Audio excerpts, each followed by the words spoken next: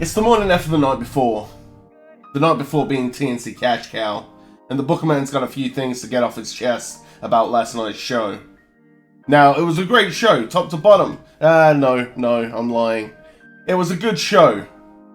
Top to nearly bottom. We started off with I Found You versus King Kiri, and that was a great match that showcased some of the young guns that we have here in the TNC.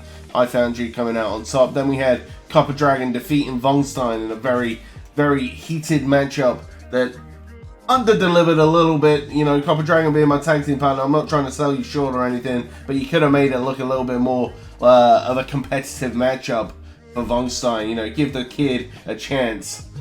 But either way, the right outcome happened and Copper Dragon came out on top. Then you had Glock defeat E.T. Burr in a great exhibition match. That was fantastic. I love the bangarang, by the way, Glock. You had what was a horse, monkey, I want to use words that I'm not allowed to use on this show, matchup between the Alpha and Omega Law versus the Big Hosses. Now, the Big Hosses won via countout. Countouts is something that has been happening a little bit too often for my liking here in TNC Sunday Afternoon Wrestling. That match will get a rematch probably next week on Sunday Afternoon Wrestling. I'm thinking the Alpha and Omega will need to prove themselves as a tag team, as that was their first match since winning the tag team titles, and quite frankly, they did not perform to the best of their ability.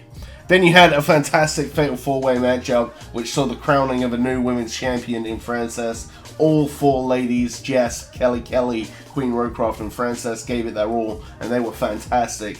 That was the match of the night, in my opinion. Congratulations, Frances, but I'm sure all four of those women are going to be looking to gun for you sometime soon, as well as the looming threat of Glock and E.T. Burr, as they had a match earlier on in the show. Then came the Cash Cow, and this is where the show took a turn for the worse, because you see the Bookerman was in the Cash Cow match, as well as Fallen, McFooble, CM Chris, Starfjord, Cannibal, and Tempesti, and the eventual winner, Larvitar.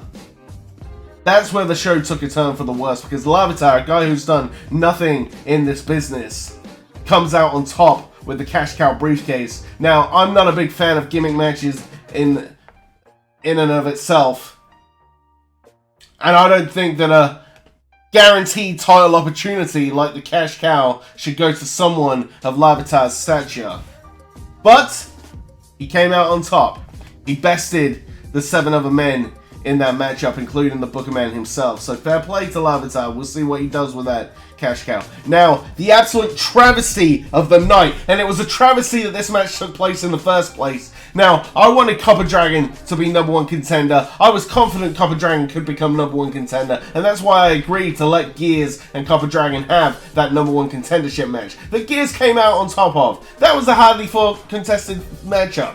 Now, this matchup against Lost Thoran, Gears did not put on a show. He took the easy way out. He small packaged Lost Thoran. Lost Thoran was caught unawares, and he beat Lost Thoran and became TNC champion, and that right there is an absolute travesty. So I'm calling you out, Gears. I don't want a title shot. I don't need a title shot. I don't need the prop that is the TNC title that you so desperately need and desire. I'm calling you out for a matchup this week on Sunday Afternoon Wrestling, because I beat you once by countout, I'll beat you by disqualification, I'll beat you by countout, I'll beat you by pinfall, I'll beat you by submission, I'll beat you any which way, and I will prove that you are not a credible champion. And Lost Thoran will get his rematch. And Lost Thoran will take you to school. That was TNC Cash Cow. We're on our way to TNC Shut Your Door. And guess what? I'm not shutting it.